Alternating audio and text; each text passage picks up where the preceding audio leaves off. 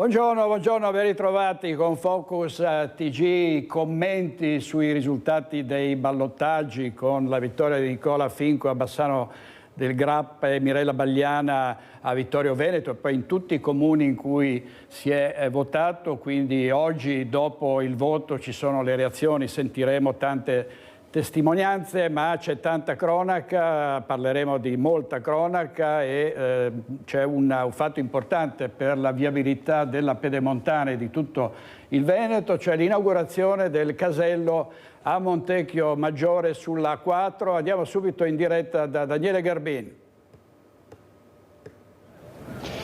Sì, buongiorno direttore, buongiorno ai telespettatori. Confermo Montecchio Maggiore questa mattina si apre questa infrastruttura che è l'ultima grande anello del master plan della Pedemontana, vero Presidente? Buongiorno. Ma decisamente sì, anche perché si chiude il master plan della Pedemontana, 94 km e mezzo di strada a pagamento e 68 km di strade nuove, gratuite. Per questo non lo si ricorda mai. 68 km voglio dire che è un'altra autostrada, sono 2/3 della Pedemontana. Basterebbe pensare al Bassanese, dove si vedono proprio queste controstrade che affiancano la Pedemontana, ma sono strade libere. Se non le avessimo fatte, i cittadini ancora a maggior ragione avrebbero dovuto utilizzare la Pedemontana. L'ottica è stata quella di garantire a tutti comunque un flusso di traffico anche fuori dalla Pedemontana. Dall'altro il traffico cresce perché da gennaio ad oggi abbiamo avuto un incremento del 75% del traffico, i cittadini cominciano a utilizzarla, a conoscerla, ad apprezzarne il fatto che si diminuisce di metà il tempo di percorrenza da punto a punto, che comunque sta cambiando anche la logica dei nostri spostamenti. Penso ai trevigiani che vanno a Bassano, prima era una roba più rara, o il bassanese che non è più isolato dalla grande viabilità. Dall'altro si inquina di meno, strada più sicura, l'alternativa è l'A4. Quest'opera invece è un'opera che ha servito quasi 5 anni di lavoro, 100 milioni di euro, insomma lei stesso è venuto fuori che ha fatto in qualche modo pressione, si scherzava in conferenza stampa, ma comunque ci teneva che venisse rispettato il cronoprogramma. Perché? Perché è un'opera innanzitutto che sistema un nodo nevralgico del territorio. Tutti ce lo ricordiamo, il casello di Montecchio, le code dell'uscita, i territori in collasso. Adesso si è ridisegnato dal punto di vista viabilistico la viabilità, si è risolto il punto nero locale e dall'altro si dà dignità con questo nuovo casello anche al tema della Pedemontana. Direi che ci sono tutti gli elementi. Adesso si tratta ovviamente di continuare a lavorare. Qui si sta realizzando la TAV, peraltro non sono iniziati i lavori ma stanno facendo i carottaggi, che è un'altra roba, rispetto a una cassa di espansione, un nuovo bacino di laminazione che io, fra l'altro parlando neanche direttamente con il Ministro Salvini, ho chiesto che fosse anticipato come lavoro perché è un lavoro già previsto in TAV e questo aiuterebbe ancora per eventuali problemi idraulici del territorio. Ci sono tutti gli elementi per dire che si è fatto un grande lavoro. Presidente, non posso evitare, oggi abbiamo fatto questa inaugurazione, nuovo casello, nuovo sindaco, all'indomani in nome del ballottaggio, fa una breve valutazione di come è andata dal punto di vista della Lega nelle varie città principali, parlo di Vittorio Veneto, Montecchio Maggiore, Bassano del Grappa e Rovigo. Per noi è andato ottimamente, ci abbiamo dimostrato sia nel primo turno che nel secondo turno che il voto delle politico delle europee, nel quale non abbiamo primeggiato, abbiamo comunque avuto una ricaduta positiva nelle elezioni dei sindaci. Primo turno, e in questo turno voglio ricordare che si vince a Rovigo con Valeria Cittadin, si vince ovviamente a Portogruaro con il dottor Toffolo e poi la grande vittoria di Bassano con Nicola Finco, che si è battuto come un leone e quindi ha portato a casa questo bel risultato. E poi ancora Giorgia Bedin a Monselice, San Bonifacio e molti altri comuni che non sto qui a fare la lista. Vittorio Veneto, noi eravamo fuori dal ballottaggio, quindi non eravamo coinvolti nel ballottaggio. Vittorio Veneto ci insegna, come da altre parti, come anche a Montecchio, che come si può dire da soli si fa prima, ma assieme si fa molta più strada. Ecco Presidente. Direttore, noi abbiamo ancora il Presidente qualche attimo, se hai qualche domanda ne approfitto allora di girarla al Presidente. Presidente, no, volevo dire al Presidente che è stata una storia molto lunga e tormentata quella della Pedemontana, questo è, come dicevi, è l'ultimo anello. Ci sono state polemiche sulla la mancanza adeguata di traffico e su dei pedaggi troppo cari. Il traffico è aumentato nel frattempo, però sta aumentando. Ecco. Grazie direttore, ci chiedeva insomma da una parte la bontà dell'opera si conferma anche visto l'impennata del flusso di traffico, però c'è stata anche la polemica dell'aumento dei costi del pedaggio, ecco su questo che prospettive ci sono, soprattutto in vista anche di un aumento dello sfruttamento di quest'opera adesso? Buongiorno direttore, intanto non c'è stato un aumento dei costi del pedaggio, non ci sono i pedaggi, fra l'altro non sono stati neanche aumentati proprio per scelta. Va ricordato ai cittadini, primo, che le infrastrutture gratis non ce le fa nessuno, secondo, che questa infrastruttura tra le nuove strade fatte in Italia, questa è un'infrastruttura da 94 km e mezzo più 68 km di strade libere, è un'infrastruttura che ha come pedaggio il pedaggio più basso tra le nuove infrastrutture. Se noi confrontiamo questo pedaggio con quello che so dell'A4, voglio ricordare a tutti che l'A4 è stata realizzata 72 anni fa, quindi è stata iperammortizzata. È anche vero che le infrastrutture tu le devi fare con una visione prospettica. Chi realizzò la 4 72 anni fa non aveva il piano del traffico che c'è oggi.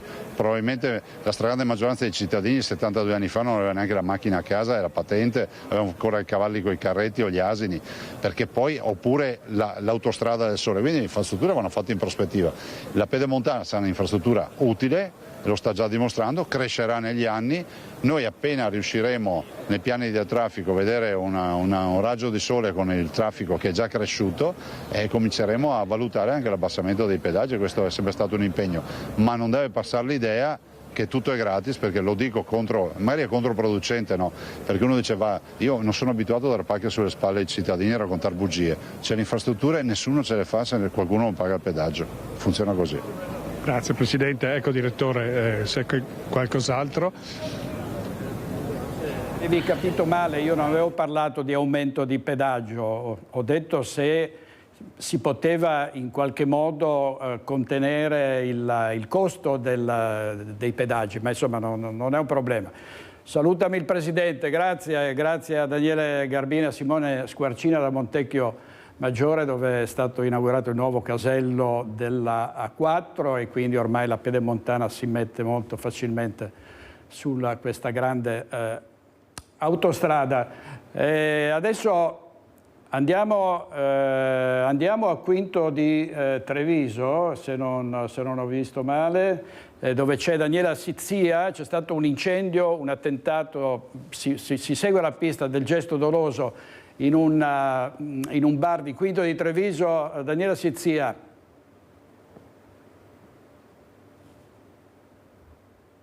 Questa è di origine assolutamente dolosa, anche perché sono stati visti scappare delle persone dopo aver gettato qualcosa all'interno di questo bar. Lo vedete completamente devastato, guardate le vetrate, i danni sono ingentissimi. Qui sono proprio in compagnia di un ragazzo che era qui intorno all'1:30 quando c'è stato questo boato immenso, il boato che è stato sentito da tutti i cittadini, perché vedete è un bar proprio nel centro del paese, che sono scesi, si sono affacciati ai balconi proprio per paura. Addirittura una persona è stata soccorsa dall'ambulanza per un attacco di panico, una deflagrazione imponente. Tu eri qua questa notte all'1:30, che cosa hai visto? Niente, abbiamo sentito il boato, siamo venuti subito qua in strada e abbiamo visto il bar completamente in fiamme. C'erano diverse esplosioni, penso da recipienti o comunque bombole da gas. E da quello che ho capito la proprietaria era stata minacciata. E anche dalla dinamica che si era capita in quel momento, qualcuno ha alzato le serrande, spaccato il vetro e lanciato una bomba esplosiva.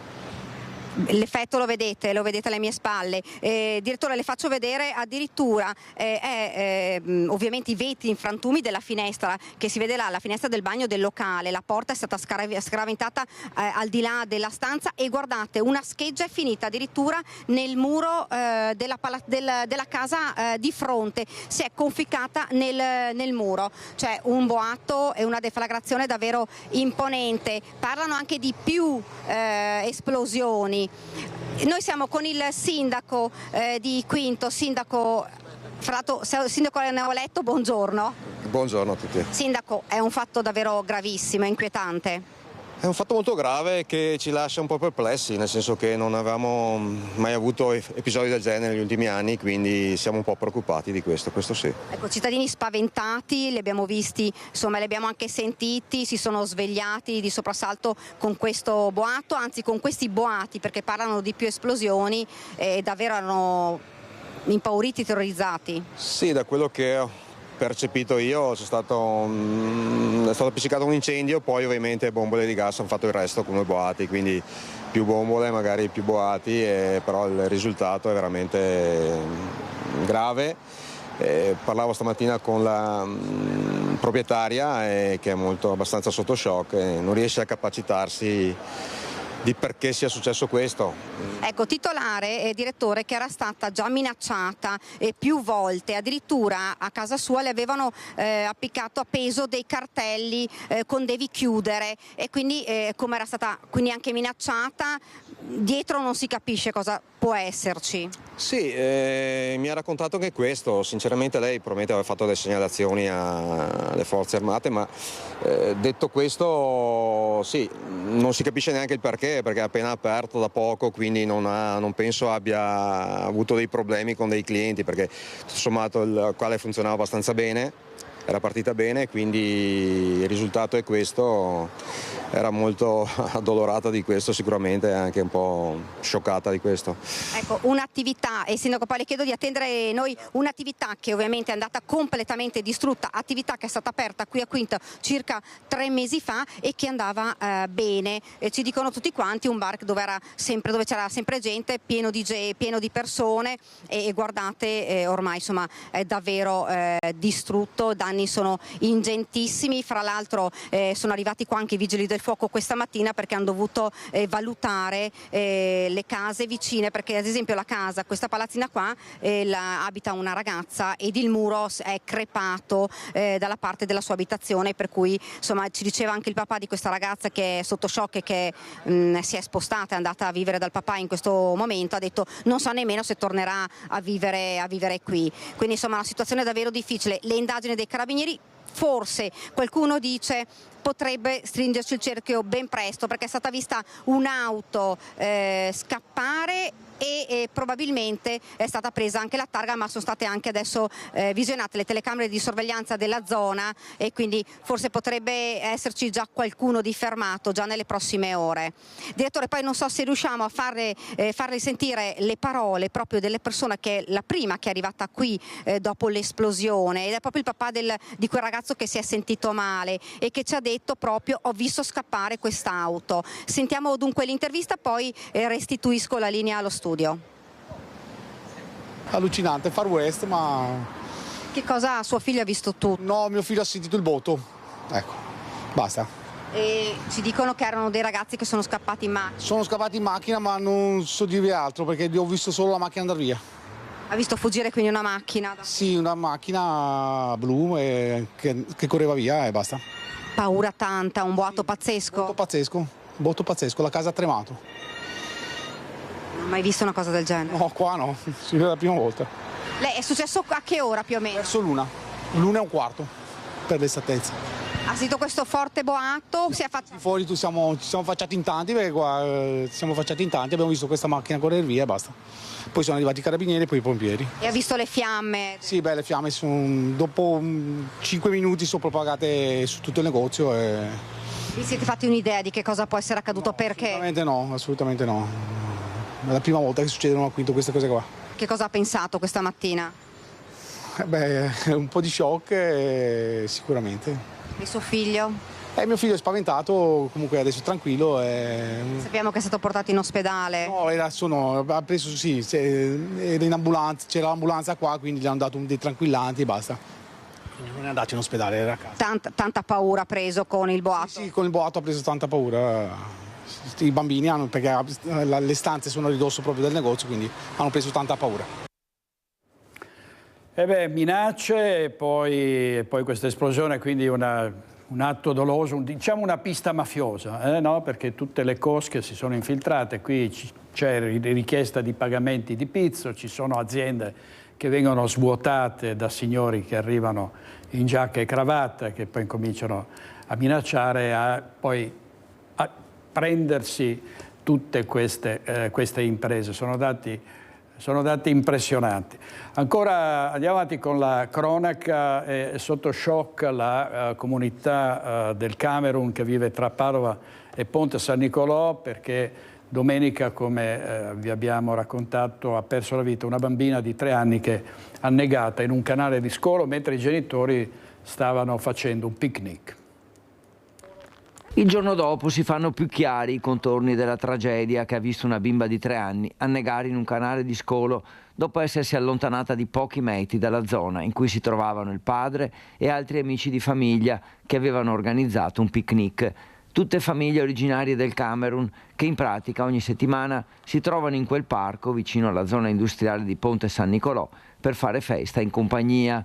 Il padre è ingegnere informatico, laureato a Padova, la madre era rimasta a casa con l'altra figlia. Sulla vicenda indagano i carabinieri, si ipotizza un possibile momento di distrazione del padre 39enne, durante il quale la piccola avrebbe percorso qualche decina di metri fino ad arrivare al canale di scolo e scivolare in acqua, non profonda ma ovviamente sufficiente perché la bimba affogasse. Gli adulti hanno impiegato alcuni minuti a ritrovare il corpo, trascinato lontano dalla corrente. Immediato l'arrivo dei sanitari del SUEM, ma le condizioni della bambina erano già disperate. Inutile quindi la corsa al pronto soccorso pediatrico, una tragedia che ha scosso la numerosa comunità camerunense, unita e integrata, ma anche le amministrazioni comunali di Padova e Ponte San Nicolò, che hanno inviato messaggi di cordoglio ai genitori. Servizio di Federico Fusetti. Intanto una 14enne è stata denunciata dai carabinieri per aver picchiato con calci e pugni una minorenne, una violenza nata dalla gelosia dai social. Ci sono giovani protagonisti di fatti terribili come quello del 16enne assassinato a coltellate da 2 coetanei che non hanno fatto una piega, proprio hanno detto i carabinieri, completamente senza empatia e senza provare alcun rimorso. Vediamo questa brutta vicenda intanto a Padova. A scatenare la violenza sarebbe stato un profilo Instagram dal quale sarebbero partite offese al fidanzato di una 14enne che avrebbe così deciso di vendicarsi picchiando una coetanea. E così i carabinieri, partendo dalla denuncia della madre della ragazza presa di mira, dopo una breve indagine hanno denunciato per lesioni personali una ragazzina di 14 anni. I fatti si sono verificati a Cadoneghe. La 14enne, insieme ad altre 3 ragazze in corso di identificazione, si è presentata sotto casa della vittima, che era in compagnia di un'amica, anche lei minorenne. Il diverbio, come detto, sarebbe nato dalla creazione di un falso profilo Instagram attraverso il quale sarebbe stato offeso il fidanzato della ragazza indagata. La discussione è presto degenerata e la 17enne, intervenuta per placare gli animi, è stata colpita con calci e pugni. La 14enne è stata così segnalata al giudice per i minorenni di Venezia. Terribile anche la vicenda di Udine, dove in centro storico 5 persone hanno pestato a sangue fino a ridurlo in fin di vita un imprenditore giapponese. I responsabili abitano tutti nel Trevigiano.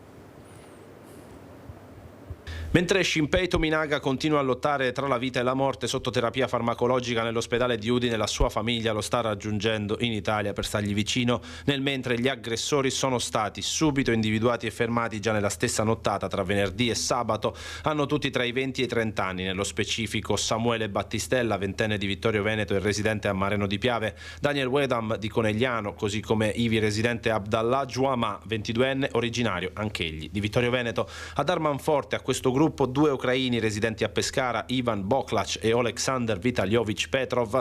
La banda allargata stava pestando un ragazzo che ha provato a cercare rifugio nel locale Buonissimo Kebab. Il malcapitato, difeso da Tominaga e 2 suoi amici, ha scatenato ulteriore violenza che ha fatto degenerare il tutto. Proprio la visione di Shinpei a terra colpito da un pugno ha in qualche modo fatto desistere la banda dal continuare il brutale pestaggio e a far perdere le proprie tracce, ritrovate però immediatamente dalle forze dell'ordine. La procura di Udine Udine ha aperto un fascicolo per rissa aggravata e lesioni gravissime che tramuterebbe immediatamente in omicidio preterintenzionale qualora purtroppo Tominaga non dovesse farcela. Per gli ucraini che lavorano a Udine è stata chiesta la misura non detentiva ma solo il divieto di dimora in regione, mentre per i 3 del Trevigiano la richiesta è di custodia cautelare, in particolare di chi ha sferrato il pugno verso Shinpei. Da appurare chi sia stato, anche se dalle testimonianze si sa che è stato uno dei 3 trevigiani. Una banda ben nota a Conegliano e dintorni, quella che era all'inizio una baby gang e che ora non è più così baby, anzi ed è di una grande pericolosità per tutti i cittadini. Tutti e 3 atletici, vigorosi, così li ricorda chi nel 2022 è stato aggredito dagli stessi con un modus operandi purtroppo simile. Gli stessi 3, sempre loro, con l'aiuto di uno straniero quella volta non identificato, presero di mira il titolare del locale Tribeca per rubargli l'incasso con tante percosse che non si dimenticano facilmente, come nemmeno l'assalimento a bottigliate ad aprire il cranio di un malcapitato che in zona stava dando in escandescenza e che è stato preso di mira dalla banda prima che compisse il colpo. Da capire cosa li ha fatti scattare questa volta, probabilmente non soldi, forse un regolamento di conti in cui si è trovato in mezzo, nel posto e nel momento sbagliato, Shinpei Tominaga. E vedete la prima pagina del Messaggero del Veneto, escalation di violenza a Udine, il sindacato unitario lavoratori polizia denuncia l'abnorme carenza di personale. Intanto la vittima, Shinpei Tominaga, è attaccata alle macchine che lo tengono ancora in vita. Oggi ci sarà l'udienza di convalida dell'arresto dei 5 ragazzi interrogati in carcere. Sentiamo. Shinpei Tominaga, 56 anni, è attaccato alle macchine che lo tengono in vita nel reparto di terapia intensiva di Udine, in attesa dell'arrivo dei familiari informati della gravità delle condizioni per decidere il da farsi, considerato lo stato di morte cerebrale in cui versa. Dall'evoluzione della situazione dipenderà il reato contestato ai 5 giovani, 3 italiani residenti nel Trevigiano e 2 ucraini residenti a Pescara. Se fino a questo momento le ipotesi di accusa erano per i 3 italiani di rissa aggravata e lesioni gravissime, per questi ultimi e in particolare per chi ha sferrato il pugno in faccia a Tominaga si va verso l'accusa di omicidio preterintenzionale. Oggi nel carcere di Udine il GIP Carlotta Silva ha interrogato i 5 giovani nell'ambito dell'udienza di convalida degli arresti richiesti dal PM Laura Collini, con la custodia cautelare in carcere per i 20enni Samuele Battistella e Abdallah Jouma, per il 22enne Daniele Wedam e il divieto di dimora in Friuli Venezia Giulia per i 2 ucraini Petrov Alexander Vitailovic di 31 anni e Ivan Boklaz di 29 anni.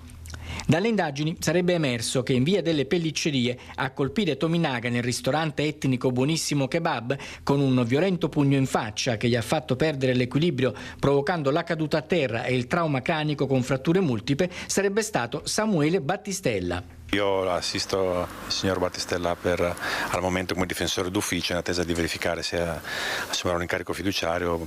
Mi limito soltanto a riferire che ha reso un interrogatorio, ha voluto conferire con il giudice e adesso raccontare come si sono sviluppati i fatti. E poi. Shinpei Tominaga era intervenuto alle 3:30 nella notte tra venerdì e sabato insieme a 2 persone che erano con lui nel tentativo di salvare Petrov Alexander Vitailovic da un ulteriore pestaggio. Ha spiegato al GIP la sua posizione, ha ricostruito i fatti e ha rappresentato di essere appunto stato colpito in modo reiterato e assistito e aiutato anche dai passanti che gli hanno consigliato di fare ingresso all'interno del pub dove è stato rincorso da altri Ricorso da altri e poi pestato a sangue. Servizio di Francesco Pezzella della nostra redazione di Udine. Adesso torniamo a Montecchio Maggiore perché vedo Daniele Garbin con la vice presidente della regione Elisa De Berti, che ha anche la delega delle infrastrutture e dei trasporti. A te Daniele.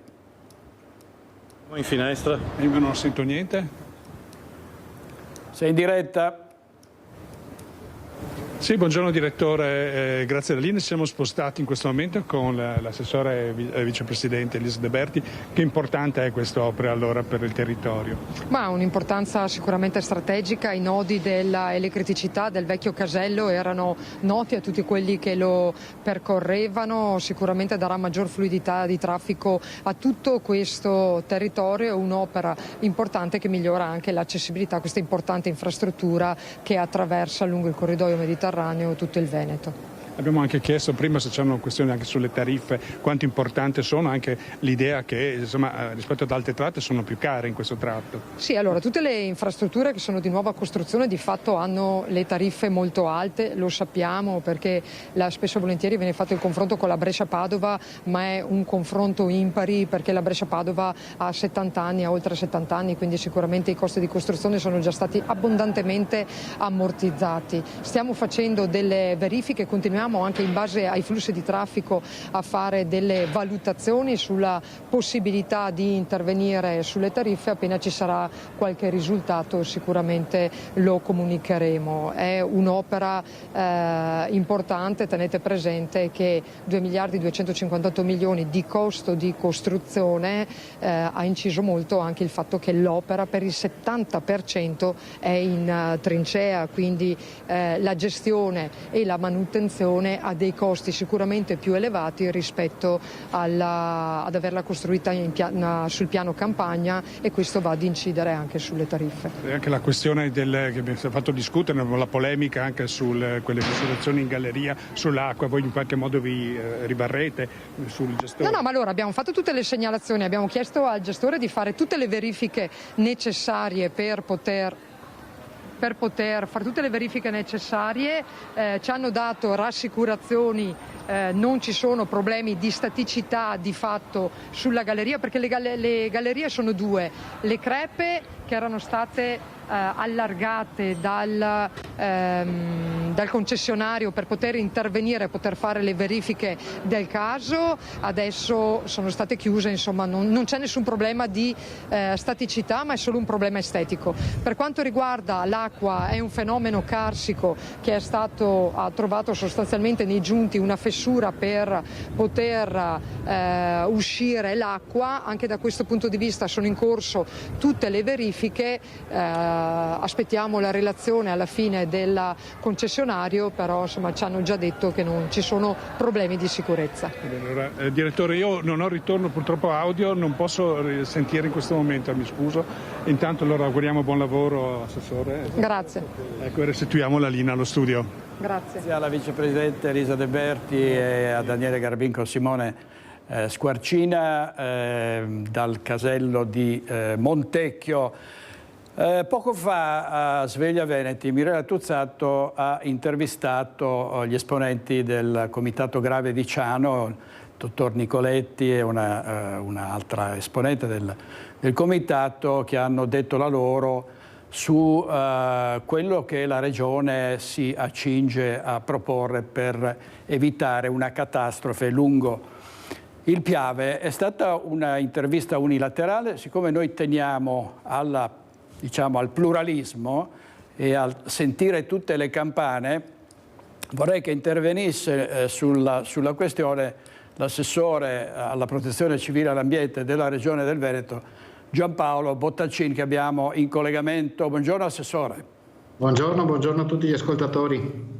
Grazie molte per la sua disponibilità. Dicevo che vogliamo sempre avere tutte le voci e le parti in causa, per cui stamattina Nicoletti ha parlato un'ora, avremo meno tempo, però credo che sia giusto replicare a quanto ha ribadito e ribadisce in continuazione questo comitato, cioè vogliono sapere quale sarà il progetto, si oppongono a un bacino di laminazione così come sono stati costruiti in altre parti del Veneto, evitando dei disastri, perché ricordiamo che anche nelle ultime ondate di maltempo, soprattutto nel Vicentino ma anche in altre province, sarebbe accaduto l'irreparabile, invece i bacini di laminazione hanno contenuto i danni. Assessore. Ma io non so cosa abbia detto il comitato, in ogni caso parto dal principio che il Piave può raggiungere potenzialmente i 5.000 metri cubi al secondo di portata, e se noi andiamo a vedere le immagini dell'evento Vaia o dell'Acqua Granda, ricordo che con Vaia il Piave era al limite dello straripamento e la portata in quel momento era 2.700 metri cubi al secondo, quindi il Piave non è in grado di contenere la portata di 5.000 metri cubi al secondo che potrebbe accadere, come è accaduto per esempio nel 1966. In tal caso il fiume esonderebbe. Stiamo facendo dei lavori nel tratto terminale per incrementare la portata che è in grado di esitare il fiume, quindi passare dai 2.600-2.700 metri cubi ai 3.000, oltre i 3.000 è impossibile andare. Quindi i 2.000 metri cubi al secondo di differenza in più è necessario trattenerli per alcune ore a monte, che individua la zona in cui realizzare il bacino di laminazione per trattenere appunto questa portata d'acqua per alcune ore ed evitare morti e distruzione. Di questo se ne occupa l'autorità di bacino distrettuale Alpi Orientali, che è organismo emanazione ministeriale, e ha individuato la zona delle Grave di Ciano, non è stata individuata dalla Regione. Dopodiché la Regione è soggetto attuatore, il Governo ci ha dato dei fondi per realizzare intanto la progettazione e tutto si è bloccato perché ci sono stati dei ricorsi da parte delle amministrazioni locali e i ricorsi sono stati persi recentemente e quindi adesso si parte finalmente con il progetto di questa opera. La cosa che mi lascia perplesso è che di fronte a rischio di morte e all'esposizione di centinaia di migliaia di persone ci sia questo accanimento contro la Regione che, ripeto, non è l'ente che ha deciso dove realizzare l'opera, ma è soggetto attuatore e soprattutto con tutta una serie di falsità che ho letto sui giornali e ho avuto modo di ascoltare in questi anni. È stato detto che il progetto esisteva già, invece non è vero. È stato detto che c'erano colate di cemento con argini alti 9 metri di cemento armato, invece non è vero, anche perché, ripeto, il progetto non c'è ancora. Quindi lungi da me la volontà di distruggere il territorio, ma il dato effettivo è che i bacini di laminazione sono necessari, hanno dimostrato la loro efficacia nei territori in cui sono stati realizzati e ne mancano ancora l'appello diversi e quindi è necessario procedere in questa direzione. Ho sentito dire anche che visto che le previsioni meteo oggi sono sempre più accurate, non è necessario realizzare opere perché si può eventualmente procedere con evacuazioni. Allora, premesso che l'evacuazione non garantisce la sicurezza dei beni immobili e mobili, l'evacuazione, basta studiarsi un po' di normativa o di storia della sicurezza e si riscontra che un'evacuazione prevede la possibilità, anzi in alcuni casi c'è un dato statistico, la certezza che ci siano anche addirittura dei morti quando si fanno evacuazioni di quantitativi così rilevanti di persone in tempistiche ristrette.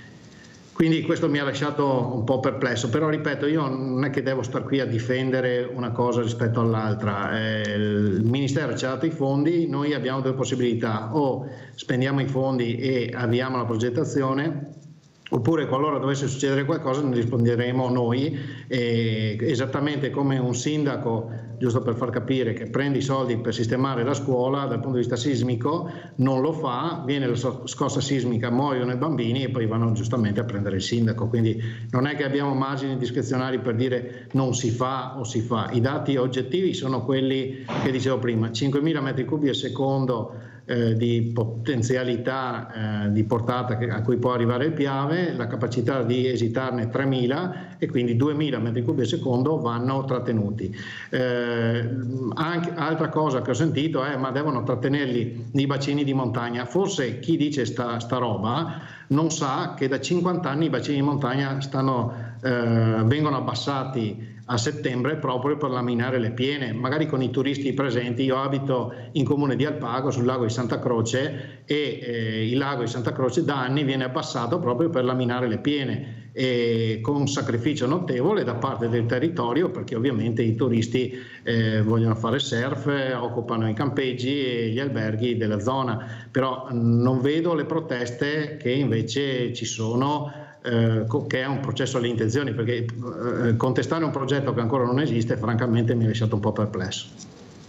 Tra le altre cose, Nicoletti, ha detto che il comitato ha chiesto più volte di incontrare la regione, che non è stato possibile, dice ci hanno fatto incontrare il genio civile ma non i vertici della regione, e poi ha parlato di opere alternative ai bacini di laminazione. Sì, io da anni dico che se qualcuno non vuole questo tipo di interventi, basta che mi sottoponga una o più opere alternative che abbiano lo stesso grado di efficacia dal punto di vista idraulico. Calcoli alla mano, però, non chiacchiere alla mano. Ecco, io è da anni che non ho ancora ricevuto neanche un calcoletto molto semplice, banale, nulla di tutto questo, se non ragionamenti tipo generici che dicono vanno fatte opere distribuite sul territorio, qui stiamo parlando di 2000 metri cubi al secondo di acqua da trattenere, e quindi quando mi sottoporranno un progetto alternativo, io non avrò motivo di non valutarla e di sottoporla all'esame del Dipartimento di Ingegneria Idraulica dell'Università di Padova, alla quale ci siamo affidati, che sono i massimi esperti, direi, a livello europeo, visto e considerato che anche i Paesi Bassi mi hanno chiesto di fare da ponte con il Dipartimento di Ingegneria Idraulica dell'Università di Padova, quindi i Paesi Bassi ne capiscono di acqua, ma anche loro interloquiscono con l'Università di Padova. Ecco, io se mi sottopongono un progetto alternativo, ripeto, non sto parlando di un progetto esecutivo, sto parlando di alcuni calcoli idraulici che mi dimostrino che le loro azioni alternative siano parimenti efficaci dal punto di vista idraulico. Questo non è mai accaduto. Ricordo anche che furono fatti degli incontri anche convocati dal prefetto di Venezia e dal prefetto di Treviso, a cui hanno partecipato i sindaci, i vigili del fuoco, eccetera, e anche in quella situazione là era emerso il fatto che era necessario procedere. Dopodiché, ripeto, io capisco tutto, capisco tutti, però non è che possiamo stare fermi di fronte a questa situazione meteo che sta peggiorando di giorno in giorno e che mette a rischio l'incolumità pubblica. Le opere di incolumità pubblica, a mio modo di vedere, vengono prima di qualsiasi altra cosa. Assessore, la ringrazio molto. Aggiungo soltanto che il professor Dal Paus, che è un luminare dell'idraulica, insomma, ha più volte detto che questo bacino di laminazione è indispensabile per evitare delle tragedie. Assessore, grazie molte, grazie per essere stato con noi, grazie. Grazie a voi, buona giornata. Arrivederci, grazie. Questo è per completezza di informazione. Ha parlato il comitato contro i bacini di laminazione. Bisogna sempre avere il contraddittorio in queste occasioni, cioè non si possono fare convegni unilaterali dove parlano solo alcuni, no, bisogna fare i convegni che diventano anche più interessanti, dove parlano anche gli altri. A proposito di parlano anche gli altri, andiamo subito a Venezia, in riva a Sette Martiri, da Filippo Fois, perché è scoppiata la protesta dei residenti contro la prossima apertura del villaggio della Coldiretti. A te, Filippo.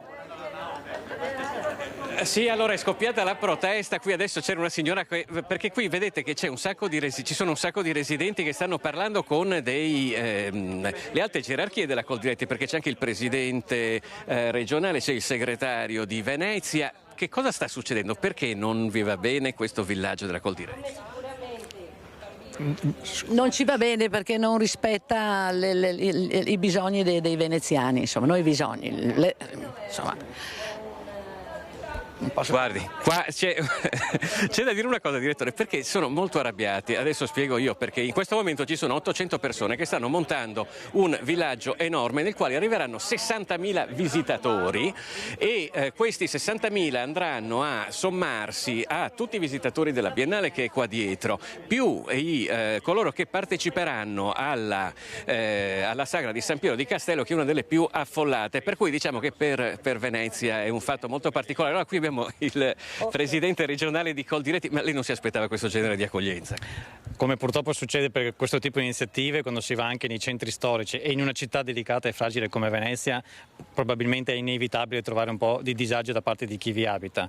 L'importante da parte nostra è essere comprensivi e soprattutto far capire che non siamo qui per fare della confusione, ma per creare un momento di festa e di opportunità per i cittadini in primis, per i turisti che vengono a Venezia e per tutti coloro che vorranno visitare il nostro villaggio nei prossimi 3 giorni. Quindi un'opportunità anche per far conoscere questa parte di Venezia che anch'io personalmente non conoscevo così bene, della quale ho avuto il piacere di apprezzare. Ecco, nessuno mette in dubbio tra l'altro la bontà di questa iniziativa della Coldiretti. Quello che dicono i residenti invece è che forse questo non era esattamente il luogo più adatto per farlo. No, ci sono dei posti preposti, per esempio c'è l'isola della Certosa che è bellissima e che è provvista di servizi e si poteva arrivare lì con le navette, con le barche, con tutti i mezzi di trasporto, visto e considerato che so per certo che arriveranno un sacco di persone fuori con dei mezzi di trasporto e a gratis hanno detto, non lo so. Quindi lei dice qua non si potrà più vivere per 3-4 giorni? Noi per una decina di giorni qua saremo proprio una riserva indiana, peggio ancora. Lei si è trovata dei bagni chimici davanti a casa dal giorno alla notte? Sì, mi sono trovata i bagni, 6 bagni chimici, non so, li hanno messi durante la notte, non so, fortunatamente adesso li hanno spostati e comunque un disagio estremo. Sicuramente per venire a casa dovremo chiedere permesso. Premetto, col Coldiretti non abbiamo niente, assolutamente, iniziativa è bellissima, ma non qui. Allora, chiudiamolo anche col segretario di Coldiretti di Venezia. Lei prima stava parlando, ha detto noi non sapevamo di che avremmo generato una reazione di questo genere. No, chiaramente possiamo immaginare che entrando in un centro storico chiaramente qualche disagio lo si poteva creare. Qui probabilmente quello che è mancata è stata la comunicazione direttamente con i residenti e questo ce ne rendiamo conto, però non è stata nostra volontà, noi abbiamo chiesto le varie autorizzazioni che quando ci sono state date siamo entrati facendo quello che ci hanno prescritto. Di fare dal comune, certo. Va bene, naturalmente il dibattito continua, noi per ora vi restituiamo la linea da Venezia. Grazie molto a Filippo Fois e ai suoi ospiti. Vedremo come andrà a finire questo scontro tra residenti e organizzatori del villaggio della Coldiretti. Allora andiamo avanti con la cronaca. Vediamo, sono stati individuati a Bassano del Grappa i presunti responsabili di una serie di furti avvenuti a gennaio nel Bassanese. Vediamo. Diceva di essere un muratore ma apparteneva ad una banda di rapinatori. Un 35enne albanese residente a Cassola è stato arrestato dai carabinieri di Bassano al termine di un'indagine durata alcuni mesi e portata avanti coi colleghi di Parma e Romano Dezzelino, che hanno effettuato perquisizioni domiciliari nel capoluogo emiliano e a Cassola. Tutto partiva da una serie di furti avvenuti durante lo scorso inverno nel Bassanese. L'11 gennaio, dopo 2 colpi messi a segno e uno tentato, era stata segnalata un Alfa Romeo Giulietta scura utilizzata dai ladri per gli spostamenti. Inutile l'inseguimento per le vie della città, dato che i 3 occupanti, abbandonato il mezzo in via Kennedy, erano riusciti a dileguarsi col favore del buio.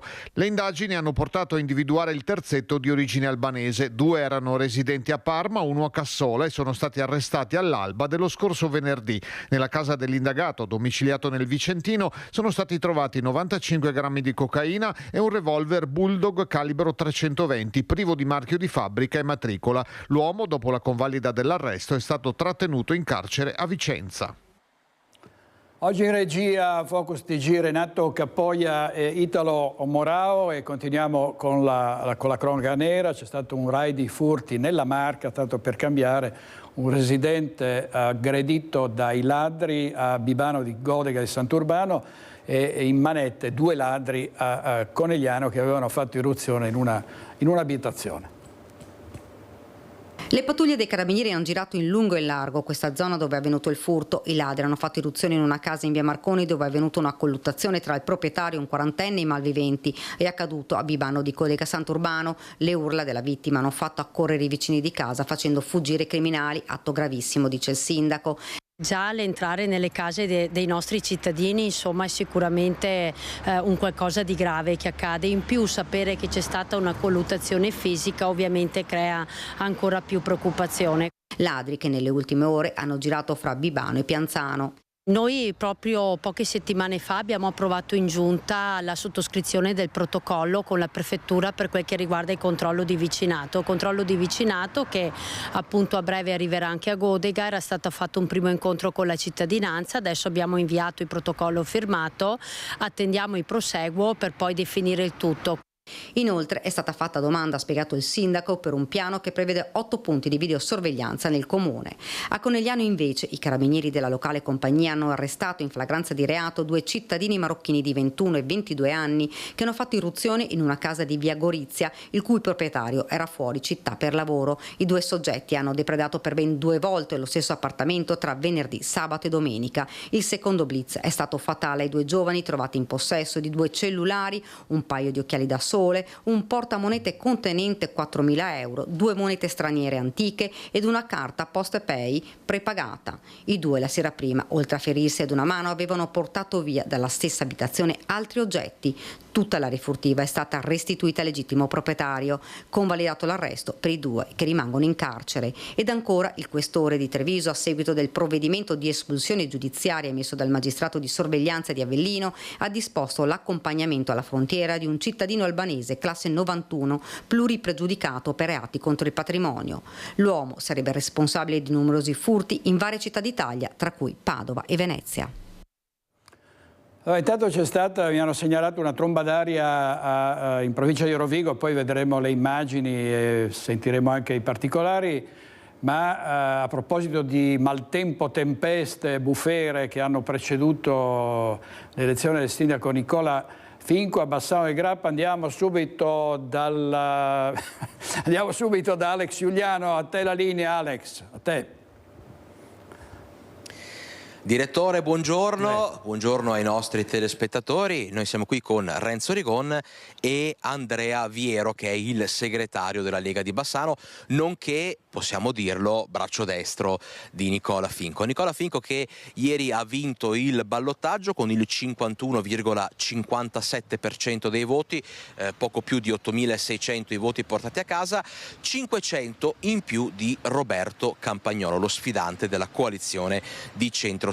Allora io inizierei subito con un piccolo quadro della situazione, perché è stato un testa a testa, ma c'è stato un dato che ha lasciato comunque l'amaro in bocca sia a voi che al vostro sfidante Roberto Campagnolo: l'astensionismo. Solo il 44% dei bassanesi al voto. Sì, è un dato che fa riflettere, non è un problema solo di Bassano, ma è un problema oggettivo che riguarda ormai tutta la nazione, questo distaccamento dalla politica, anche se quando si parla di comune si parla di attività amministrativa, e dispiace insomma che un cittadino non spenda quei 10 minuti di tempo per andare ad esprimere una preferenza rispetto ad un candidato piuttosto che un altro. È chiaro che il compito adesso di maggioranza e minoranza è cercare di ricostruire un rapporto con la città per portare insomma i cittadini non solo al voto ma a partecipare alla vita pubblica. Direttore, noi questa mattina, come sai, abbiamo seguito in diretta l'insediamento di Nicola Finco in comune. Tra poco vi mostreremo ai nostri telespettatori le immagini proprio di Nicola Finco che riceve la fascia di sindaco e il suo primo discorso da nuovo primo cittadino di Bassano. Io con il direttore Luigi Bacialli affronterei il discorso della polemica degli ultimi giorni di campagna elettorale, cioè è spuntato fuori, oltretutto rompendo il silenzio elettorale sui social, un messaggio, un presunto messaggio che sarebbe partito da qualcuno del centrodestra dicendo, invitando a non votare la sinistra per non affidare Bassano ai pelosi, e questo ha suscitato un'immediata risposta compatta da tutta la coalizione di centrosinistra che, in segno di protesta, solidarietà nei confronti del candidato sindaco Roberto Campagnolo, ha cambiato le immagini di profilo sui social. Quindi tutti i vari candidati e simpatizzanti dell'area di centro-sinistra hanno tolto la loro foto profilo e hanno messo quella di Ciubecca, personaggio celebre insomma di Guerre Stellari, notevolmente peloso. Ecco, non è mancato un po' di pepe nel finale di questa campagna elettorale, che è stata abbastanza corretta, se no? Beh, un po' di pepe credo sia normale, insomma è stata una campagna elettorale, giustamente lo ricordavi, corretta, basata sui contenuti. Credo che poi i due contendenti, sia Campagnolo che Finco, abbiano sempre tenuto un comportamento di rispetto reciproco. È normale, insomma, qualche ironia sui social, qualche messaggio, insomma, da cui magari anche prendere le distanze c'è stato, però credo che sia stata una campagna elettorale molto lineare. Quali sono adesso i tempi per la definizione della giunta e per iniziare, insomma, il nuovo cammino amministrativo? Beh, conoscendo il carattere di Finco, credo che già nel giro di qualche giorno lui abbia già delineato, insomma, quelle che sono le idee per la giunta, e poi, insomma, dalla settimana prossima molto probabilmente si partirà già a lavorare. Direttore, se sei d'accordo, io a questo punto vi lascerei alle immagini che, insomma, abbiamo raccolto proprio un'ora fa, perché un'ora fa si è conclusa la cerimonia con Nicola Finco in sala consiliare, insieme alla sua famiglia, insieme a tutta la coalizione di centrodestra, per essere ufficialmente vestito con la fascia e per, insomma, essere nominato ufficialmente primo cittadino, a meno che, direttore, non hai diciamo qualche domanda particolare per il nostro ospite. No, volevo solo dire, Alex, stai punito perché hai fatto prima il collegamento con Antenna 3. Dovevi farlo prima con Rete Veneta, dopo la diretta. Avete fatto una diretta di 42 ore chiedo venia. Con chi fa il collegamento con Antenna 3. Vabbè, va benissimo, intanto sempre della nostra famiglia si tratta. Spero allora, mi perdonerai, direttore. Sì, perdonato, dai. Proclamazione del sindaco Finco, vediamo. Grazie. Ecco. Scusate, la prima volta.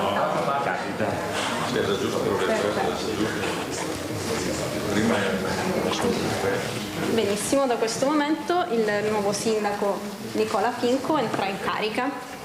Grazie. Da questo momento, lo abbiamo sentito, entra ufficialmente in carica il primo cittadino di Bassano del Grappa, Nicola Finco.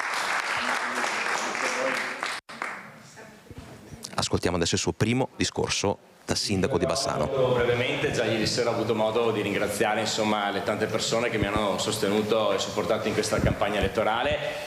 Ora c'è stata la proclamazione ufficiale, per me ovviamente è un motivo di grande soddisfazione, di orgoglio, ma anche una grande responsabilità, insomma, nei confronti di questa città, una responsabilità che mi prendo io in primis, assieme a tutti i 15 consiglieri che sono stati eletti e poi a quelli che subentreranno a seguito delle nomine degli assessorati. Abbiamo una grande responsabilità, l'ho detto più volte, di ricucire il tessuto a livello cittadino, visto, insomma, le tante fratture che ci sono state, ma soprattutto dare una visione futura di una città che la considero da sempre una delle più belle città del Veneto e non solo, una città che ha enormi potenzialità, che ha una macchina amministrativa importante, che sicuramente, insomma, con un lavoro di squadra saremo in grado di dare una svolta a questa nostra comunità. Quindi adesso qualche giorno, insomma, per formulare la nuova giunta comunale e poi partiremo subito al lavoro. Bassano ha tante cose da fare e noi siamo pronti, insomma, abbiamo lavorato proprio in questi mesi per parlare con i cittadini, per spiegare la visione che abbiamo di amministrazione, di metodo, ma soprattutto anche di futuro. Quindi penso che questi siano gli elementi fondamentali per governare bene e con serietà una comunità importante come quella di Bassano del Grappa. Quindi grazie a tutti, grazie a coloro che hanno lavorato, la commissione elettorale, gli uffici comunali, perché, insomma, sono state ore importanti anche per loro. Adesso arriva il bello, ma noi siamo pronti. Grazie a tutti.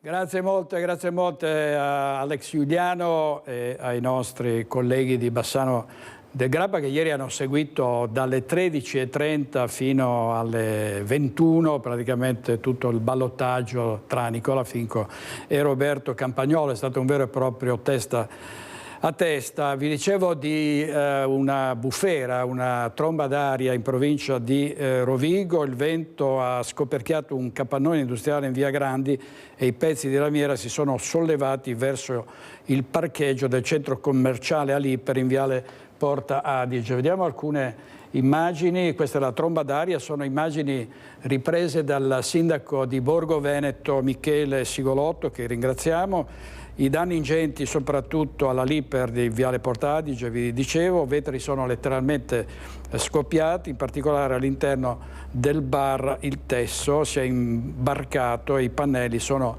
crollati a terra. Ancora danni sui tetti della zona industriale. Dal video che abbiamo in esclusiva si vedono chiaramente oggetti anche pesanti volare per aria come fogli di carta. La tromba d'aria si è spostata velocemente verso le frazioni di Boara Polesine, poi ancora Cantonazzo e Granzette, infine a Lusia e a Lendinara. A Cantonazzo un albero si è spezzato cadendo su un'automobile, fortunatamente non ci sono stati feriti, ci sono stati anche allagamenti in mattinata per l'acquazzone arrivato intorno alle 10:30 con forza sulla città capoluogo. Vediamo poi vediamo di vedere anche le immagini del parcheggio della Liper con auto che sono state devastate. Allora, tensione tra ragazzi di sinistra e di destra, vediamo di cosa si tratta, servizio dai Colli Euganei, vediamo.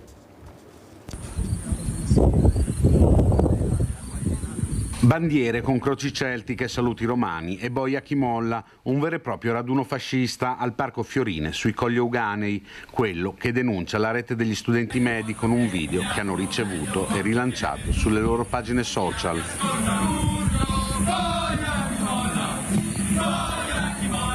I protagonisti sono, dicono gli attivisti della rete degli studenti medi, i giovani di Azione Studentesca, Azione Universitaria e due movimenti giovanili del partito della Premier Giorgia Meloni.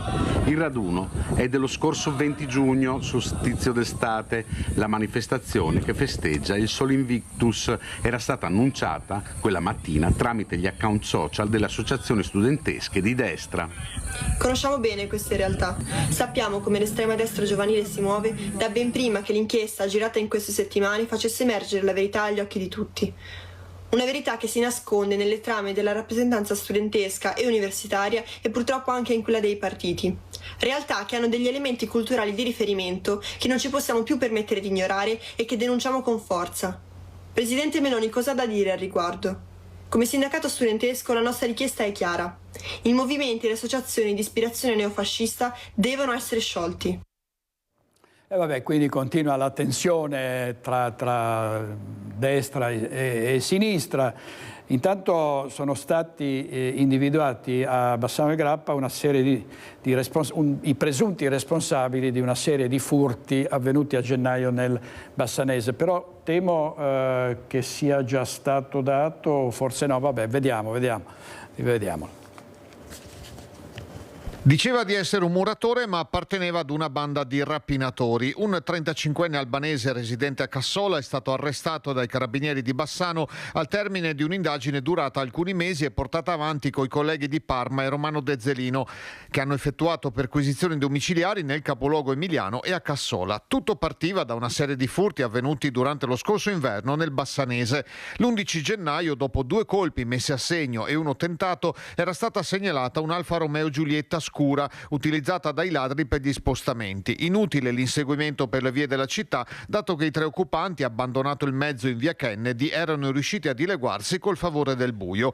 Le indagini hanno portato a individuare il terzetto di origine albanese. 2 erano residenti a Parma, 1 a Cassola e sono stati arrestati all'alba dello scorso venerdì. Nella casa dell'indagato, domiciliato nel Vicentino, sono stati trovati 95 grammi di cocaina e un revolver Bulldog calibro 320, privo di marchio di fabbrica e matricola. L'uomo, dopo la convalida dell'arresto, è stato trattenuto in carcere a Vicenza. Servizio di Mirko Cavallin, una rissa, e andiamo a Mogliano, Veneto, una rissa a suon di bastonate e bottigliate fra cittadini stranieri in una villa disabitata di Via del Mille. L'intervento dei carabinieri che sono stati poi anche aggrediti e 2 persone sono finite in manetta. Una lite furibonda, urla e minacce, poi sono spuntati bastoni e bottiglie rotte. Dalle parole ai fatti è stato un attimo. Una villa disabitata occupata abusivamente in via dei Mille è diventata teatro di una mega rissa fra cittadini del Marocco. Alcuni residenti allarmati hanno allertato i carabinieri. Tra via dei Mille e l'ex albergo La Meridiana si sono sentite le sirene delle auto delle forze dell'ordine, i lampeggianti hanno illuminato l'area. In forze militari dell'Arma hanno raggiunto la zona, i catenacci sono stati divelti più volte. I contendenti che si erano spostati davanti all'ex albergo sotto l'effetto di alcolici hanno reagito con violenza ed hanno aggredito i carabinieri. Uno è stato colpito alla testa con una bottiglia, un altro ferito. Sono dovuti ricorrere alle cure dei sanitari in ospedale. 2 cittadini nordafricani sono finiti in manette per lesioni e resistenza pubblico ufficiale. Per loro ci sarà il processo per direttissima. Erano molto agitate, mi hanno detto che hanno usato anche il taser, insomma hanno dovuto calmare gli animi. Operazione eccezionale dei nostri carabinieri, è un'area che conosciamo, dove in passato c'erano state già delle occupazioni abusive. Un via vai di persone nella struttura ad ogni ora, ogni giorno. Non è la prima lite questa, ci dicono sconfortati i cittadini. Ieri è stata la rissa, abbiamo visto i carabinieri arrivare, le battuglie, sono arrivate 3-4 battuglie, è cominciata la rissa, sentivamo le voci, le grida. E basta, dopo è arrivata l'ambulanza e hanno caricato i ragazzi dentro e sono andati via. Non solo, ma oltre alla villa disabitata, gli stranieri hanno anche occupato il giardino dell'ex albergo La Meridiana, porte murate per evitare l'ingresso, ma questo non è bastato. Da mesi, tant'è che insomma l'ordinanza di chiusura di questi immobili, di sigillatura e chiusura delle entrate, delle porte, delle finestre, insomma l'abbiamo fatta alcuni mesi fa e i proprietari hanno ottemperato chiudendo la struttura. Se poi questi di nuovo riescono ad entrare, insomma solleciteremo di nuovo le proprietà a sigillare queste proprietà. Tra l'altro hanno anche presentato dei progetti di riqualificazione degli immobili, quindi ecco, presto partiranno anche i cantieri per sistemare questi 2 immobili. Allora vediamo i RIS di Parma Casa di Baggio. Renato, ne avevamo già parlato o no? Allora, sì, vediamolo adesso, grazie. Sì. Dopo i Ross ad Alta Villa Vicentina, oggi sono arrivati i RIS alla villa di Roberto Baggio, il calciatore campione del mondo che è stato aggredito e rapinato da una banda di malviventi la scorsa settimana mentre guardava la partita della nazionale. È una corsa contro il tempo per raccogliere possibili tracce lasciate sul campo dai criminali che hanno fatto irruzione in casa segregando i familiari e razziando contanti, orologi e gioielli di cui ancora non è stato stabilito l'ammontare complessivo. È stato lo stesso Baggio a indicare ai carabinieri il percorso seguito dai malviventi. Al vaglio delle forze dell'ordine le numerose immagini di videosorveglianza private dell'abitazione e di quelle delle telecamere comunali nei tratti delle principali vie d'accesso. Un'operazione complessa anche perché la zona è circondata da un fitto bosco. Sicuramente l'operazione di stampo militare ha necessitato di sopralluoghi e forse di qualche basista, anche se non aver prelevato i preziosi cimeli del bomber lascia spazio all'ipotesi che i criminali non sapessero che il loro obiettivo fosse l'abitazione del Divin Codino. È probabile perché sono arrivati dall'est stando alle prime indagini. Vediamo un titolo che riguarda uno strascico polemico di questa terribile vicenda. I 3 figli di Roberto Baggio contro l'ex sindaco Dalla Pozza. Cerca solo visibilità, è stato intervistato un po' da tutte le reti e ha parlato di persone sospette che perlustravano la zona prima di questo colpo. Andiamo in pubblicità con Renato Capoglia e Italo Moravo in regia e torniamo tra un paio di minuti.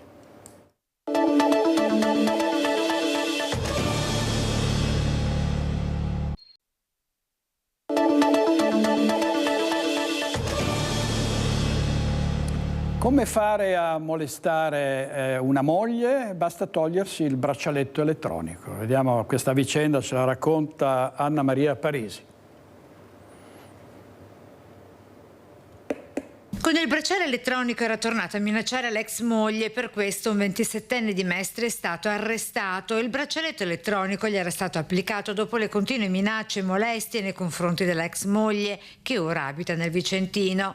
Provvedimento che tuttavia non aveva impedito all'ex marito violento di Mestre di staccare il braccialetto dalla caviglia, averne fatto una foto inviata alla donna in cui lo stesso veniva ritratto ai suoi piedi a fianco ad un coltello con un nuovo messaggio minatorio. Dopo l'allarme lanciato da quest'ultima, i poliziotti del commissariato di Bassano del Grappa, assieme ai colleghi della squadra mobile della questura del capoluogo berico, hanno subito avviato la procedura per ottenere dall'autorità giudiziaria un aggravamento della misura. Ieri pomeriggio gli agenti hanno rintracciato l'uomo all'interno della sua casa di Mestre e lo hanno arrestato per poi accompagnarlo in carcere a Vicenza, dove ora si trova rinchiuso.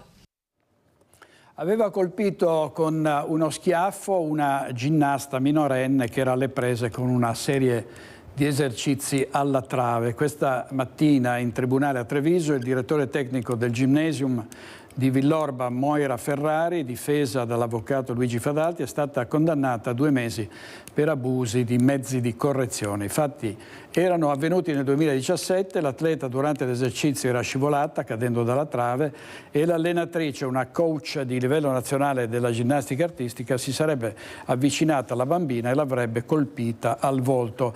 Presenti in aula i genitori della ragazzina che oggi ha cambiato sport e pratica l'atletica leggera. Al Gymnasium la violenza era il sistema, hanno raccontato la mamma ed il papà dell'atleta. La ragazza è un po' dispiaciuta perché avrebbe voluto una pena più severa, ma quella brutta esperienza ormai, hanno detto sempre i genitori, è alle spalle. Fingevano di aver svolto attività in 2 diplomifici di Nocera Inferiore per avere più punti in graduatoria e aggiudicarsi un posto di lavoro come collaboratori scolastici in istituti trevigiani. L'indagine della Guardia di Finanza di Treviso ha portato alla denuncia di 25 persone. 25 persone che hanno conseguito dei diplomi e anche in questo caso hanno attestato di aver lavorato presso scuole del tutto inesistenti. Diplomifici della provincia di Napoli che esistevano solo sulla carta e in cui dunque non veniva svolto nessun tipo di attività didattica. È lì che le 25 persone denunciate dalle Fiamme Gialle di Treviso hanno dichiarato di aver lavorato per poter avere più punti in graduatoria e vedersi assegnare così il posto di lavoro come collaboratori scolastici in istituti del Trevigiano. In particolare indagini pregresse fatte a Nocera Inferiore avevano dimostrato che queste 2 scuole erano di fatto inesistenti, quindi tutti coloro che avevano dichiarato di aver lavorato in quelle scuole avevano ovviamente prodotto delle certificazioni false. Abbiamo proceduto a denunciare alla Procura della Repubblica queste 25 persone per i reati di falsità in atti e oltre a questo faremo anche una denuncia alla Corte dei Conti perché vi sono anche dei profili di responsabilità erariale che emergono in maniera evidente. Si aggira infatti sui 200.000 euro il danno erariale commesso dalle 25 persone in questione nel biennio 2018-2020. L'indagine rientra nell'ambito dell'operazione 101 e lode del 2021 che aveva accertato che 101 persone avevano attestato falsamente di aver conseguito diplomi di qualifica professionale con il massimo dei voti. Questo è un chiaro segnale che noi vogliamo dare perché l'attenzione della Guardia di Finanza, della magistratura è sempre alta su ipotesi di frodi che coinvolgono anche il personale della scuola. Torniamo ai ballottaggi di ieri. Nicola Finco, trionfatore a Bassano del Grappa, è diventato sindaco battendo Roberto Campagnolo. È stato un testa a testa fino alla fine, 51-57 per il candidato di Lega, Forza Italia e Democrazia Cristiana, 48-43 per Campagnolo appoggiato dalle liste del centro-sinistra. Sentiamo cosa ha detto subito dopo la notizia della vittoria di Finco il segretario regionale della Lega, Alberto Stefani. Un segno importante di questa vittoria è la presenza del segretario regionale della Lega, Alberto Stefani. Insomma, Bassano, una vittoria importante. È una vittoria importante, partivamo da soli al primo turno, siamo arrivati a vincere il ballottaggio con Nicola Finco, che ha coagulato intorno a sé il consenso di tutto il centrodestra, con una squadra che ha fatto un grande lavoro. Io li ho seguiti dall'inizio di questa sfida, quando sembrava una sfida impossibile, e passo dopo passo siamo riusciti a conquistare il consenso di questa città. Ora abbiamo una grande responsabilità, che è quella di amministrare, ma la Lega è un partito di amministratori e la forza della Lega è proprio questo, il territorio. Bassano, vorrei ricordare che è l'8ª città del Veneto e abbiamo vinto anche il capoluogo, che è Rovigo. Bassano possiamo dire che è un 8º capoluogo a tutti gli effetti, non serve che lo spieghi ai bassanesi ovviamente, e sono orgoglioso che la Lega abbia conquistato questo comune e possa amministrarlo per almeno 5 anni. Ha già sentito Salvini? Ho già sentito Salvini, che ci ha fatto i complimenti per questo grande risultato, soprattutto ovviamente a Nicola, che è il sindaco di Bassano, e oltre a essere sindaco per me è anche un amico, e quindi ne sono orgoglioso, e congratulazioni a Nicola e a tutta la sua squadra. La proclamazione domani mattina alle 10:30 e poi il passaggio qui in Consiglio Comunale. Grazie a Mirko Cavallin. Sentiamo la voce dello sconfitto Roberto Campagnolo, che ha fatto buon viso a cattiva sorte. Vediamo. Abbiamo perso, bisogna rispettare il risultato elettorale, in democrazia è giusto così. Ho telefonato a Nicola per fargli i miei migliori auguri come nuovo sindaco di Bassano del Grappa, permettendomi soltanto di invitarlo a cercare di lavorare per unire la città, che è stata divisa in questi anni, e, insomma, per il bene di Bassano credo che questo sia importante. Noi abbiamo fatto un lavoro incredibile, siamo partiti quasi con la mia candidatura quasi di testimonianza, siamo arrivati alla fine con un entusiasmo fantastico tra di noi, sorriso tra le labbra, una proposta politica bella, di prospettiva, e i bassanesi hanno deciso a maggioranza diversamente. Il risultato va rispettato, però insomma noi siamo felici per quello che abbiamo fatto. Ecco, quello che avete portato avanti fino ad oggi continuerà tra le file dell'opposizione. Beh sì, noi eleggiamo dei consiglieri comunali che andranno all'opposizione, e è giusto che sia così, quindi a spronare, a condividere le scelte a favore della nostra splendida città, e eventualmente a opporsi rispetto alle scelte che non condividiamo e che non saranno condivise nei prossimi anni. Però avete festeggiato, avete brindato lo stesso qua. Io credo sia giusto così, abbiamo fatto un percorso che è stato sotto gli occhi di tutti, abbiamo ricevuto incoraggiamenti a 360 gradi, credo che questo debba essere valorizzato. Abbiamo anche rispettato sempre i nostri avversari, ed è questo lo stile che deve contraddistinguerci anche nei prossimi anni di impegno politico. Ecco, lei farà un passo indietro ora a livello politico? Roberto Campagnolo è stato vice sindaco e assessore per 5 anni, consigliere comunale di opposizione, ha avuto l'onore di fare una campagna elettorale da candidato sindaco e di arrivare a questo risultato comunque fantastico. Credo che sia anche giusto lasciare spazio, visto che ci sono, a chi entra in consiglio comunale per la prima volta, a giovani che entreranno tra le nostre fila. La politica non si fa solo dai banchi di consiglio comunali. Io sono stato candidato come candidato sindaco, i consiglieri hanno corso come consiglieri, è giusto che abbiano spazio. Io la penso così, ma poi comunque discuteremo insieme con gli altri della coalizione, ma insomma questo è il mio modo di pensare.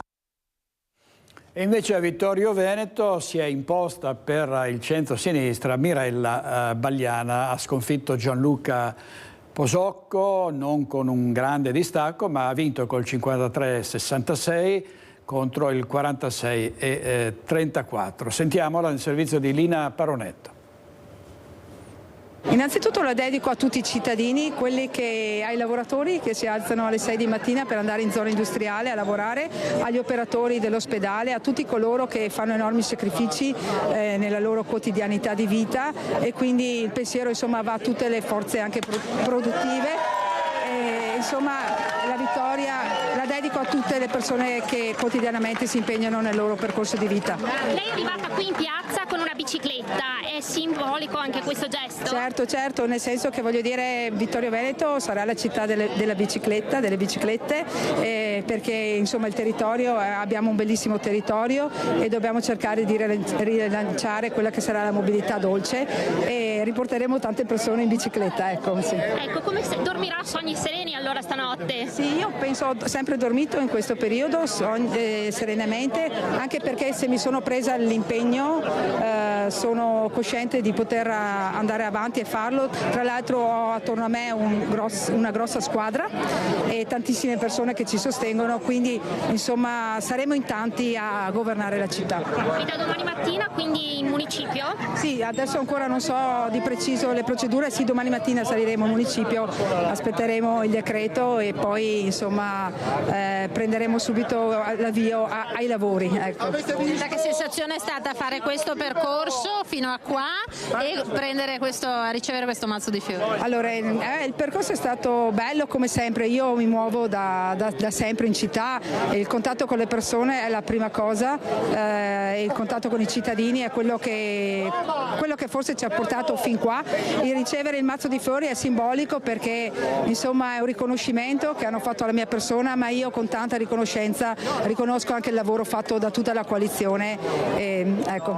Pensa di andare a incontrare Posocco? Sì, adesso mi aveva chiamato, adesso a breve lo richiamerò.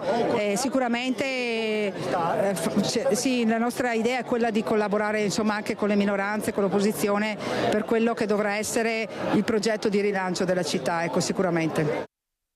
Allora sentiamo anche Gianluca Posocco, lo sconfitto, sentiamo. Sì, già ieri ho visto che l'affluenza era veramente bassa e era più alta nei seggi dove tendenzialmente votano a sinistra e ho capito che avrebbe vinto Mirella. Chi è che non è andato a votare? Chi ha votato magari dall'altra parte? Perché qui è mancata una parte di centrodestra, un pezzo di centrodestra. Sì, le analisi le faremo con calma. Io ho visto che i nostri voti li abbiamo presi, ho visto seggi che avevano votato per Giovanni Braido che hanno la maggioranza di Mirella, quindi presumo che parte dell'elettorato della Lega abbia votato a sinistra.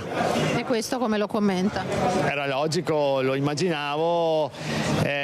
Un conto è la politica, che è la politica, un conto sono le persone che rappresentano un partito e qui a Vittorio, conoscendo le persone, non avevo dubbi che avrebbero votato di là per vari motivi, tra cui ripicche varie eccetera, ma ci sta. Perché appunto noi abbiamo intervistato oggi pomeriggio Toffoli di Fratelli d'Italia che ha detto noi abbiamo dato un'indicazione precisa, abbiamo corso per Posocco in questi ultimi giorni, la stessa Lega quantomeno aveva detto Baliana no, ecco, più che Posocco sì. Sì, può essere, non lo so, ripeto, ho visto alcuni seggi in cui si è verificato il contrario, ma va bene.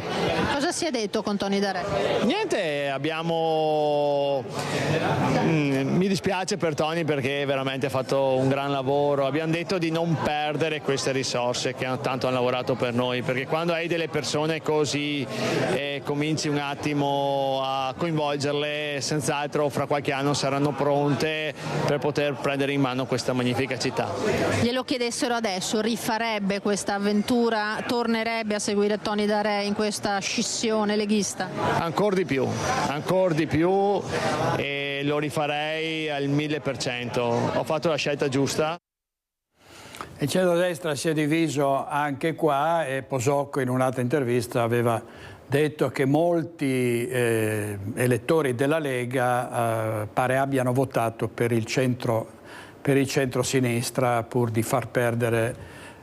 fargli perdere la partita a vantaggio di Mirella Baliana. Allora andiamo a vedere il trionfo di Giovanni Battista Mestriner che è tornato sindaco di Scorzè. Sinceramente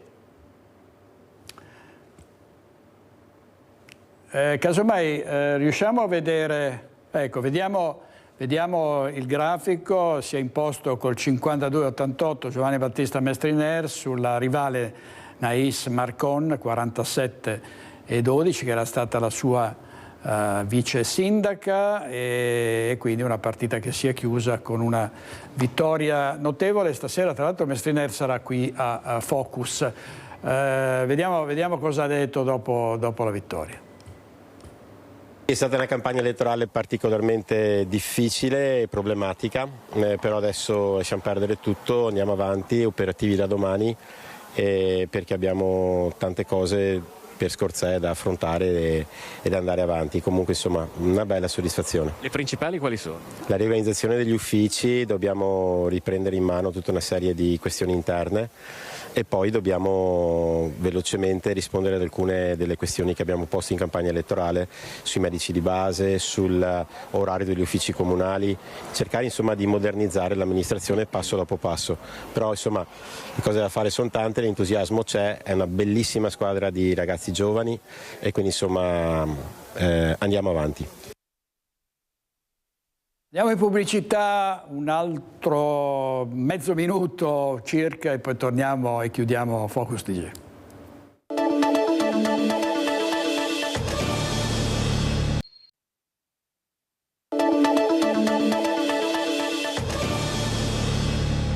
Lavori in corso in molte città del Veneto. Viale San Marco a Mestre si prepara ad un anno di passione per i doppi cantieri di bonifica alla via da metà luglio, dopo l'ok in contemporanea della Giunta al primo step per i lavori del grattacielo.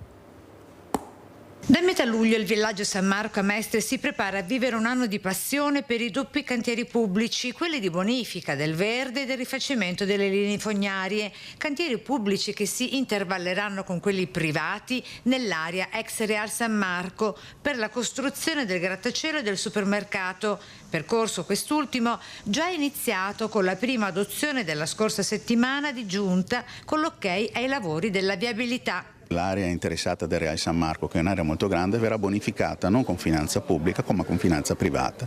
Questo permette di accelerare i tempi per la realizzazione delle opere di urbanizzazione, ma soprattutto per riconsegnare un'area salubre per tutte le persone che abitano lì vicino. Da metà luglio si comincia dunque dai giardini della scuola Radice per poi proseguire lungo quartiere Pertini, sempre zona Viale San Marco, e lungo tutte le corti femminili. Lavori verdi per 5 milioni di euro con 148 alberi coinvolti nella bonifica, di cui 81 mantenuti e 67 che verranno ripristinati. Sono interessate poco più di 30 aree per 5.900 metri quadri, che si prevede la bonifica dei suoli, mantenere più alberi possibili ancora a dimora e dove non è possibile alcuni toglierli, altri invece fare un'attività proprio di bonifica attorno all'apparato radicale per conservarli. E sul progetto dello spostamento del supermercato sotto il grattacielo è già braccio di ferro dal fronte dell'opposizione in consiglio comunale con il capogruppo di Tutta la città insieme. Si parla dello spostamento, ma di un supermercato di 700 metri quadri che diventa un supermercato di 2500 metri quadri, quindi un supermercato molto più grande, è un supermercato che offrirà articoli in maniera maggiore e quindi andando a intaccare quelli che sono i negozi di vicinato ulteriormente, quindi c'è un problema proprio anche di desertificazione sociale e economica. De Martin, che tanto all'opposizione quanto a chi è in disaccordo con l'ok di Cafarsetti al grattacielo e allo spostamento del supermercato in Viale San Marco, risponde così. La cosa importante è che deve passare come concetto che non tutto si può fare con la finanza pubblica e tutto ciò che può essere fatto secondo poi anche le aspettative della città, si deve concorrere anche alla qualità della città, la finanza privata è necessaria. Andiamo a Cortina d'Ampezzo, dove scoppia la protesta non solo per il Bob ma anche per i lavori in stazione. Sentiamo. Mai visti tanti cantieri a Cortina. Sarà l'avvicinarsi delle Olimpiadi, ma non è solo la pista da bob a far muovere le ruspe.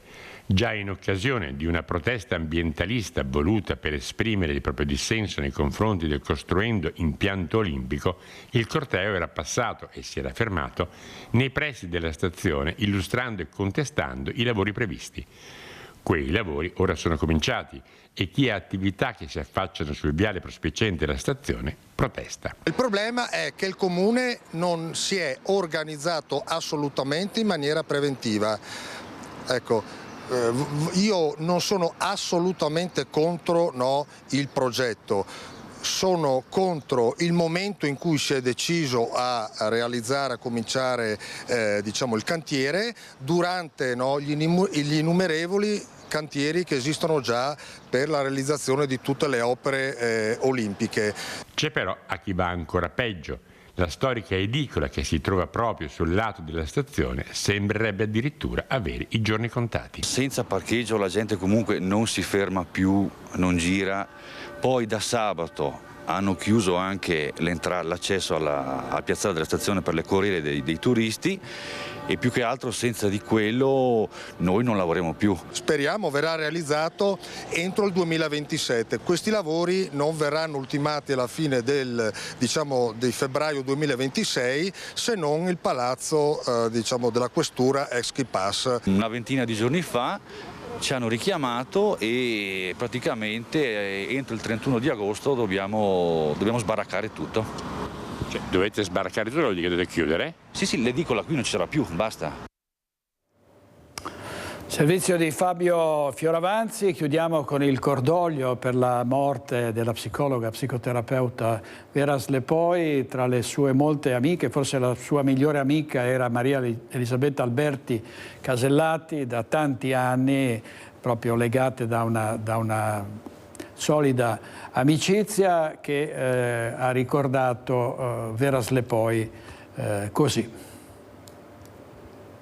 Per me era l'amica di sempre, di tanti anni vissuti assieme. Va via una parte della mia storia personale, perché con Vera c'era un dialogo costante su tutti i temi, sia di carattere privato che di carattere pubblico.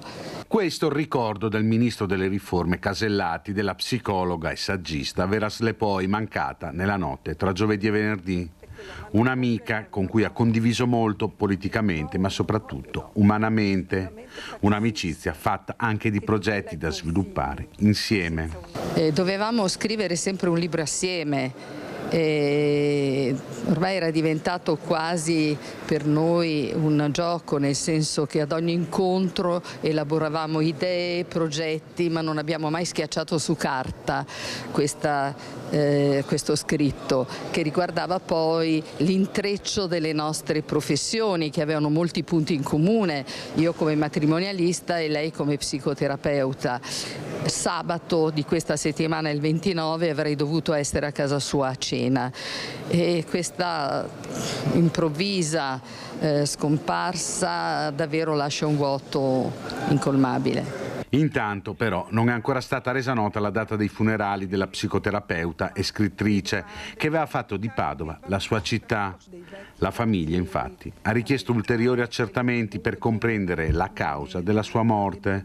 Per questo è stato incaricato un loro consulente di fiducia per un'autopsia sanitaria per far luce sul malore fatale. Questo secondo me questa è la... Servizio di Francesco Ratai è tutto per oggi, grazie per aver scelto Focus TG, in regia Italo Morao e Renato Capoia. Ci vediamo stasera a Focus alle 21:15. Grazie, buona giornata.